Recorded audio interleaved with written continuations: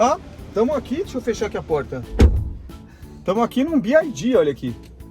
É o Dolphin, a versão de entrada. Cara, show. Gostei, especialmente aqui no chão, ó. Não tem degrau, nada. E olha, aqui atrás, muito confortável. Sentar ali na frente já mostro. Mas outra coisa, esse acolchoado do teto. Curti. Cara, é bem... Deixa eu só regular o banco aqui.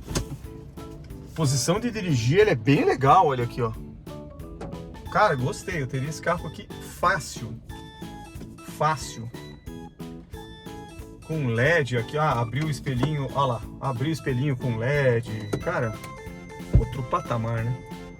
Tirando a alça de puta que pariu aqui em todos os lugares, e o painelzinho dele meio, tem aquele negócio que eu tô sem a chave aqui, né, que tá aqui olhando, mas enfim, troca a tela, cara, curti, dá pra ficar num carro desse e viajar bem.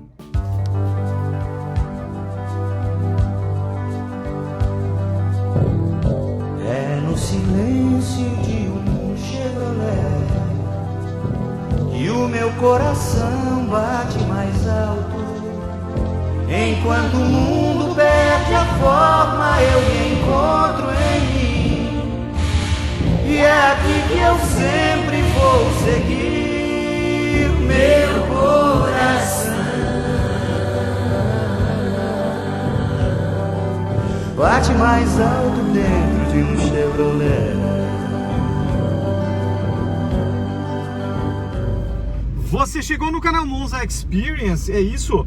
O canal único no mundo a falar especialidades, besteiras e afins sobre carros velhos, porém do tipo Monza. Que, se você também não sabe o que é, veículo fabricado pela General Motors do Brasil, a famosa Chevrolet dos anos de 1983 a 96. É um carro que no Brasil vendeu até uma quantidade relativamente significativa. Estamos falando aqui de quase, bateu na trave, 1 milhão de unidades, mais ou menos isso. O que não é nada, né? Se a gente parar para pensar, só o Fusca ou o modelo T do começo do século 20 vendeu 20 vezes mais. Mas de qualquer forma, no Brasil, o Monza fez o seu sucesso. Vamos falar de soltar a nossa querida e abençoada Solta GoPro. Soltar a GoPro é para mostrar a câmera de retaguarda, que agora mostra este carro de empresa Volkswagen grudando na nossa bunda aí atrás. Mas como a gente tem sempre uma teoria aqui, quando você coloca uma câmera piscando um LED vermelho no vidro traseiro do seu carro e o motorista que vem atrás percebe que aquela câmera existe, teoricamente ele fica mais mascarado, ou ele veste a capa da civilização. A câmera é o sinônimo da civilização moderna, é isso. Fez besteira, filmou, deu zebra. Falou lá, desacatou policial, sabe com quem tu tá falando? Eu sou o fulano de... Deu zebra. O que acontece? Dá zebra. Foi lá na academia, resolveu brigar com a moça, agressão física, deu zebra, e depois tá descobrindo um monte de crime. Ou seja, a câmera, galera, quer queira, quer não, ela mostra como a vida é. E como a vida é, significa que você vai arcar com as consequências daquilo que você fez na frente das lentes. Tudo bem, então é isso. A câmera de retaguarda tem esta missão. Mas não estamos falando aqui de câmera de retaguarda, embora ela seja um acessório, hoje em dia, vital no nosso canal. Não, estamos aqui para falar que você pode também andar com seu carro no dia de chuva. Por exemplo, hoje, né? Um diazinho ruim aqui em São Paulo, ruim do ponto de vista de molhado, né? Temperatura agradável, em torno de 20 graus, não tem nada do outro mundo.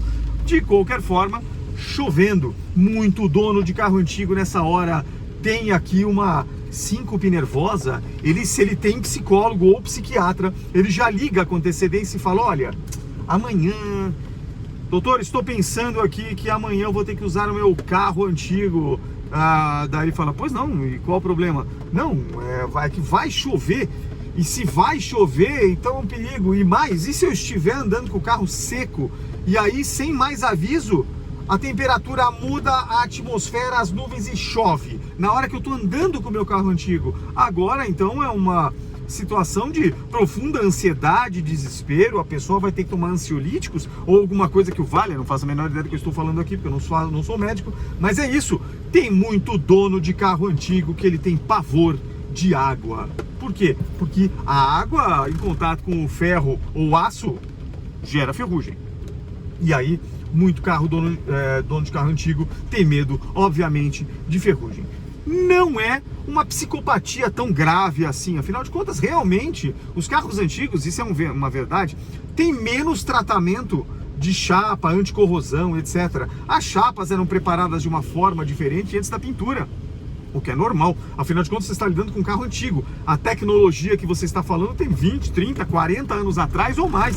Então, conclusão, é óbvio que o mundo melhorou o seu parque tecnológico e descobriu muita coisa nesses anos todos.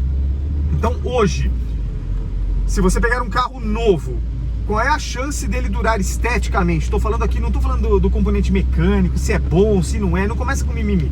Mas assim, qual é a chance dele ser preservado ao longo do tempo? Muito maior do que qualquer carro antigo. Por quê? Porque todo o tratamento que o carro tem é completamente diferente. Muitos, inclusive, nem usam aço, usam uma parte de alumínio, outro usa fibra de carbono, outro usa plástico. Vou dar um exemplo básico, inclusive. Renault Clio, já saiu de linha lá em 2016. Os paralamas dianteiros daquele carro não são de chapa, são de plástico. Pois é, faz uma coisa só não, são 3 peças com o para-choques. O que é de plástico ali? O que é de metal ali? A parte interna da carroceria e obviamente o capô do motor. O resto é porque plástico. Sabe quando vai enferrujar? Nunca. Se bater, quebra, não amassa. Enfim, é normal. E outros carros mais modernos, inclusive, têm tecnologias melhores. Enfim, a tecnologia veio para melhorar e não para piorar, né? Até porque hoje, se você acredita no mito de carro novo, não presta, o bom era o velho, deixa de ser louco, deixa de ser maluco, porque você não está nem sabendo o que você está falando. Vou dar um exemplo. Qual era a garantia de fábrica que se dava no Monza?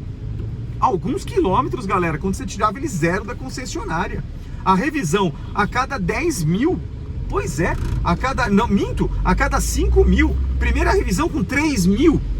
Hoje em dia, qualquer carro popular a combustão que você compra numa concessionária, garantia 3, 4, 5 anos, limite de quilometragem, nem fala muito, revisão a cada 10 mil, a primeira, não tem que amaciar nada, 10 mil, depois de 10 em 10, os elétricos agora já estão com revisão 20 mil, já vai revisar o quê? Freio. Então, quer dizer, a tecnologia ela muda muito e para melhor. Então, não tem a menor dúvida disso, que você está fazendo o melhor negócio comprando um carro novo do que um carro antigo. Ele vai durar mais, se bem cuidado. Evidente, não há novo ou velho ou o que for que dure na mão do João. O João que estraga carro, não tem cuidado, não limpa, não faz manutenção, não vai ter o bem durável. E olha que os carros de hoje aguentam o tranco. Quem diz isso? Os Ubers todos. Pega Uber aí, o carro tá rodando a 300 mil. Quer ver um outro exemplo em revista especializada? Pega isso aqui, revista 4 Rodas. É isso, tá há mais de 50 anos fazendo jornalismo automotivo. E eles tiveram que mudar, inclusive, o patamar do desmonte do carro quando eles vão para aquele teste que eles chamam de teste de longa duração.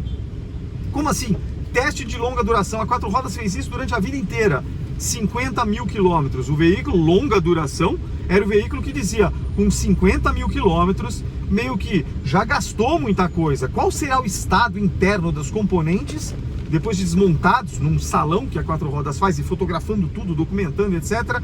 Qual será o estado das peças do carro com 50 mil quilômetros de uso? E sabe o que eles tiveram que fazer? Mudar para 100 mil. Vocês têm ideia do salto que é isso?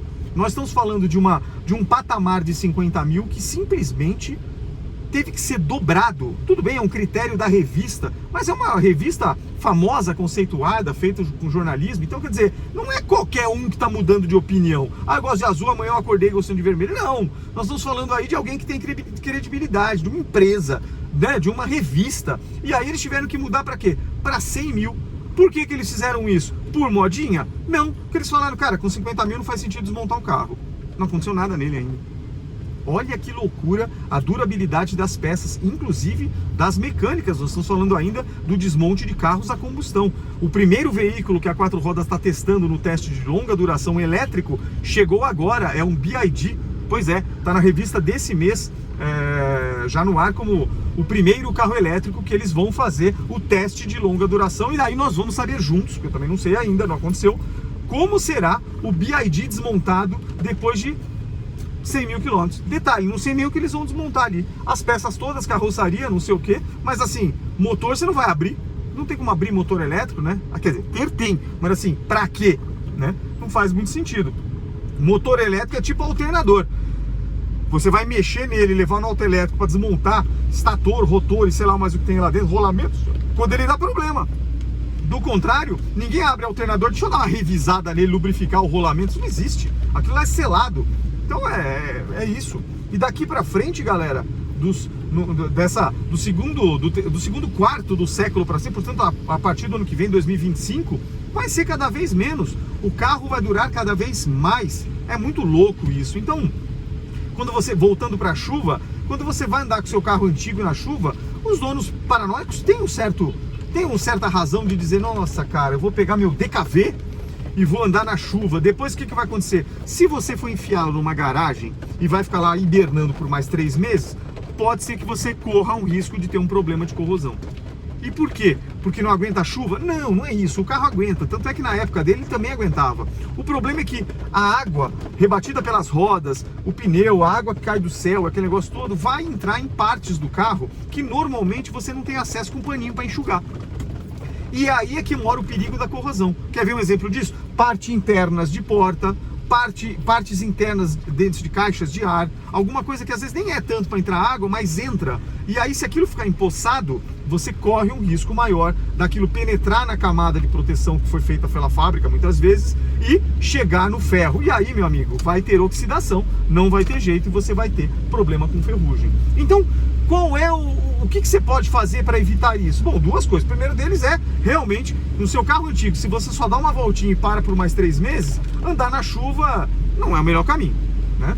Segunda coisa importante disso, se você andar mesmo assim, que você ponha o carro em mais uso depois da chuva ter passado. Um exemplo disso, andei na chuva, que nem hoje, não parou de chover, é um terror. O 500F vai para a garagem e ficar paradinho no tempo agora depois disso? Não. Eu vou ter que rodar uns dias a mais, de preferência esperando um dia que a chuva não exista, onde ele vai pegar um sol, uma estrada, vai entrar ar e tudo, já falei isso até no outro vídeo, e isso vai secar essas partes internas. Então, o carro antigo, ou o carro na época dele, antigamente, por que ele demorava mais? Por que muitos sobreviveram como esse aqui? Porque eram carros de uso.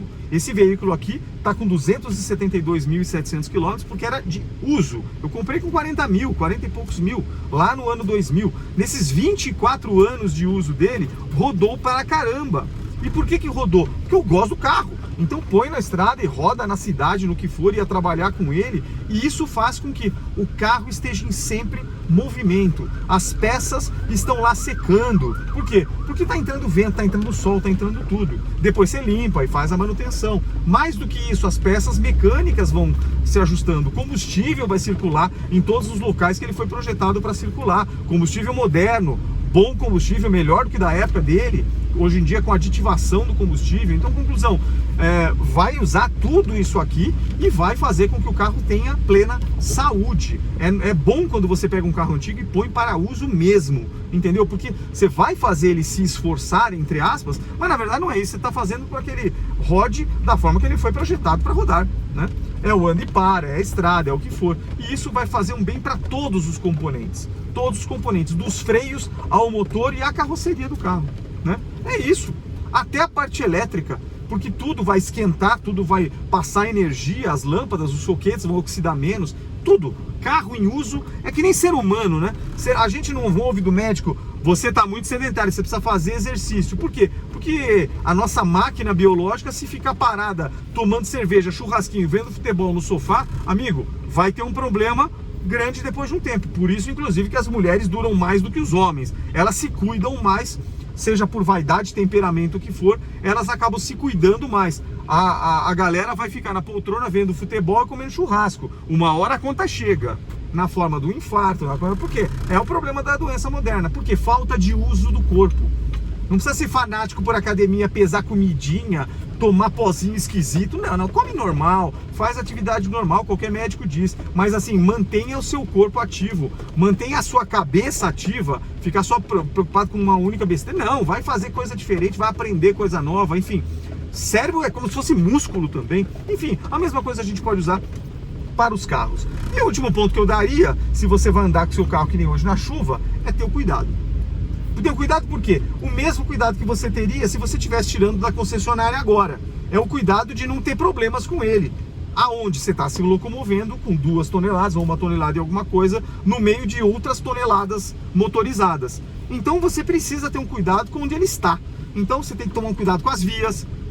O Brasil tem uma péssima condição asfáltica, então é comum você ter muito buraco e tal. Então o buraco muitas vezes fica escondido pela água. Você tem que tomar um cuidado disso. Você pode danificar a roda, a suspensão ou coisas mais graves se você cair num buraco. Segundo ponto importante, não vai entrar com seu carro em áreas alagadas. Isso nunca dá bom resultado. Até a ponto das seguradoras para os carros mais novos já nem cobrirem quando você faz isso. Entrei com meu carro no alagamento, perdi meu seguro. Por quê? A concessionária falou, entrou porque quis. É uma situação diferente de você estava parado, o alagamento chegou. Aí é uma coisa. Agora, não, eu sou foda. Eu vou tentar passar porque meu carro passa. Parou, calço hidráulico, deu problema. Corre o risco da seguradora falar, amigão, querido amigo, tem sinais de calço hidráulico no motor. Você entrou com o carro em área alagada. A recomendação é, alagou, desliga o carro, né? Se não conseguiu sair do local, desliga o carro e no limite sai do carro e ferre-se o carro. Aí a seguradora cobre. Não houve sinais de coragem. A seguradora não gosta de sinais de coragem quando o assunto é áreas alagadas. E por quê? Porque dá problema. O carro não é anfíbio. Simples, né? Não é tão difícil saber disso. Seu carro pode entrar no lago e ficar navegando e você brincar com varinha de pesca? Não, porque não é anfíbio. Então não é assim. É isso, não vai entrar em área alagada até um certo tempo, não vai mais entrar. Espera o negócio passar, vai para um local mais alto, desliga, espera e um abraço. Para que vai se expor a risco, tanto o carro quanto você mesmo, sua própria vida familiar que você tem dentro? Então não faça besteira. A segunda coisa é, tome cuidado com as outras pessoas, porque você pode ser o cara mais prudente do mundo. Não significa que o cara que está do lado seja. Então assim, tem cara que não entende, que acha que chuva é só uma questão que ele coloca no para-brisa do carro para limpar, uma pestaninha. Ele não consegue compreender que a chuva diminui a aderência do carro. E isso faz o quê? Se diminui a aderência do pneu no solo, também significa que você corre um risco maior de ter uma derrapagem ou uma aquaplanagem, quando os sulcos do pneu ficam tomados pela água e entre o pneu e o asfalto ou o solo acaba tendo uma película de água, que obviamente, como você pode imaginar, película de água embaixo de alguma coisa significa que não há mais aderência e, portanto, não vai brecar. Então você tem que tomar um cuidado com esse tipo de coisa, vai frear com mais prudência, vai andar com uma distância maior dos carros da frente, porque numa emergência, provavelmente a aderência do seu pneu num carro antigo, não só no antigo, do seu pneu mesmo que novo, vai ser menor num dia chuvoso do que num dia seco. Mais do que isso, o seu carro antigo não conta com dispositivos modernos que tentam garantir a sobrevivência do veículo antes da corrosão quando o motorista não é muito habilitado. Exemplo, quando você é um péssimo motorista, não controla a distância, mas mesmo assim, num exemplo de um dia de hoje, recorre ao freio com uma certa pressão e praticamente um travamento, o carro antigo ele vai travar as rodas, especialmente as duas da frente, onde tem 70% do peso. Os discos vão travar. A partir dali, a borracha do pneu vai deslizar pelo asfalto, que está molhado. Adivinha que seu carro vai parar mais longe. Quando você tem um carro novo, seminovo, melhor dizendo, você tem o tal do ABS, que é o aviso contra motorista ruim. No momento que ele percebeu que o motorista fez isso e a roda vai travar, um sensor de rotação fala, a roda parou, e ele libera por meio de um solenoide magneticamente, uma central controla, libera o fluxo de óleo de dentro da tubulação do freio, e aí ele faz um tranquinho porque ele meio pulsa, libera a trava, libera a trava, libera a trava, porque se liberar de vez você fica sem freio, né, óbvio. Então libera a trava, e aquilo vai fazendo a roda fazer assim, ó, ela vai mudando, ela vai anda um pouquinho, para, e isso faz com que você não tenha o efeito da aquaplanagem. Então, se você precisou numa emergência, porque você não está sabendo manter a distância do carro da frente, pisou com tudo num piso molhado, a diferença de um carro com ABS para um carro sem ABS, em metros para parar aquele carro, é brutal. O ABS nessa hora faz uma diferença. Mas isso não significa que você vai usar o ABS dirigindo num dia de chuva da forma normal, esportiva que você resolveu dirigir num dia sem chuva. O ABS não vai corrigir o seu problema, e o seu problema é falta de talento no braço. Então não adianta, se o seu talento não é bom para dirigir, o ABS não vai resolver o seu problema. Agora, a tecnologia mais moderna está tentando substituir isso, dizendo assim, ainda que você seja o tal do bração, eu vou te ajudar, por exemplo, com sistemas de radares que os carros têm.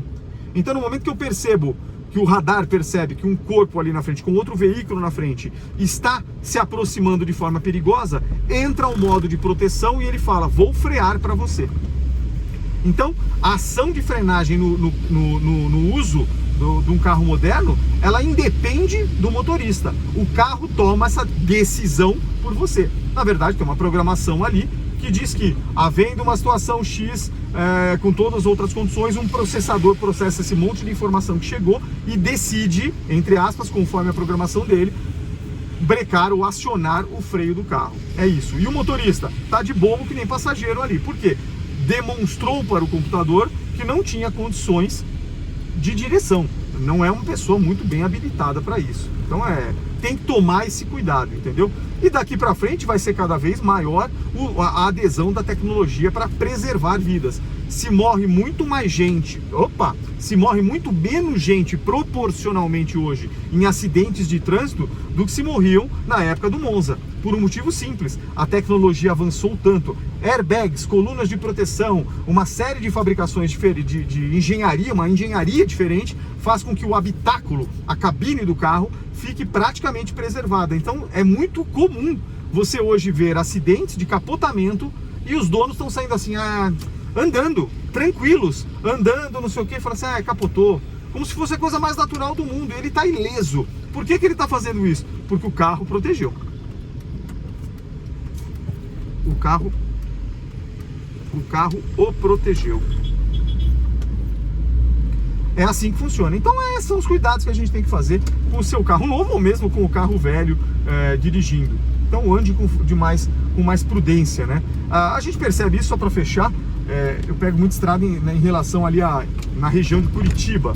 Para chegar em Curitiba, quando você sai de São Paulo, você passa por 3 serras que tem suas respectivas curvas ali acentuadas, e muitas vezes o limite de velocidade é de 60 km por hora, justamente porque tem muita carreta, muito caminhão, e não raramente eles tombam, porque mesmo assim eles conseguem se arrebentar por excesso de velocidade. Normalmente a 60 por hora não tem carreta que tombe, te garanto isso. Se estiver no limite da rodovia e não houver um problema mecânico, estourou um pneu, aconteceu uma situação mecânica, o seu caminhão ou seu carro não sofrerá acidente. O engenheiro que projetou a pista está atestando que aquela pista naquela velocidade é segura, além das condições do asfalto boas, etc, etc. Agora, quando acontece um acidente e as condições do asfalto e sinalização estão boas, é o comprovante do bração.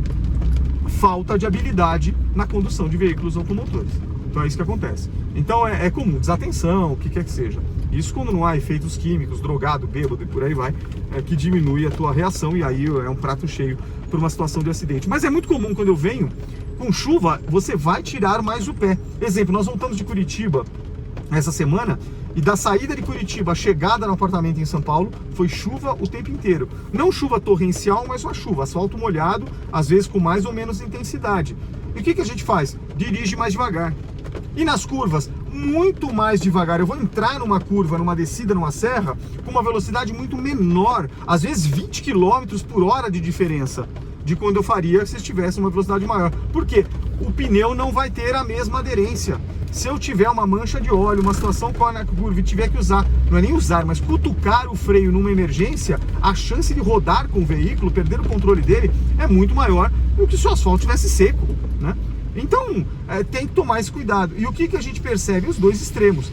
Você tem lá o motorista que não se preocupa com isso, e normalmente esse aí, quando você vê passando que nem uma bala, você depois passa por ele porque ele está lá batido no resgate, né? Às vezes com ou sem lesão corporal, né? Porque infelizmente às vezes bate. Agora, voltando de Curitiba, num trecho de curva ascendente, quer dizer, uma curva dos túneis já na região de Miracatu, 3 pistas, bem sinalizado, com inclinação ótima, reforma recente da BR, E não tinha uma Saveiro que ele conseguiu.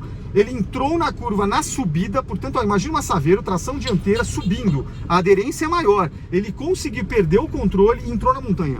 Bateu de frente na pedra e provavelmente alguma parte do carro prendeu o próprio motorista. Tava lá o resgate, eles estavam tentando tirar o cara de dentro do carro. Olha que loucura.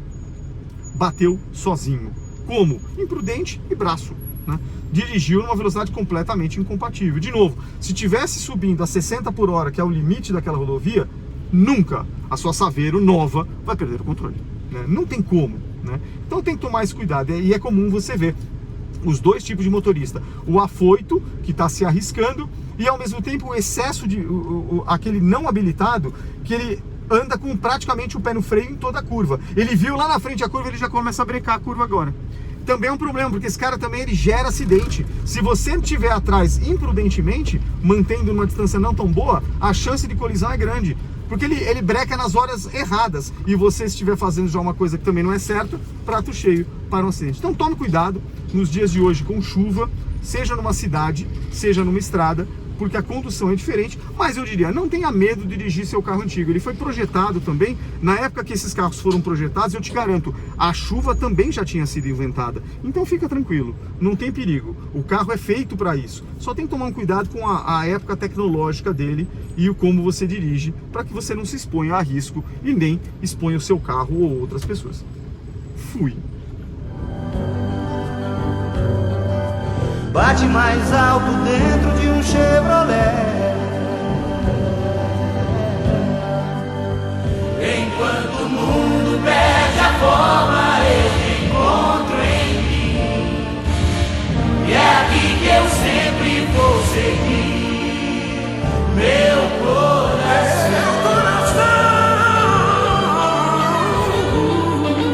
bate mais alto dentro de um Chevrolet.